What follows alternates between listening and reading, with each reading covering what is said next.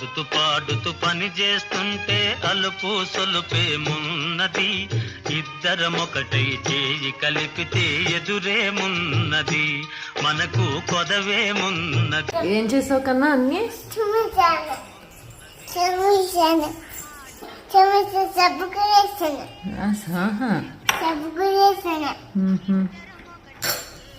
Smiley నువ్వేం చేస్తున్నావు?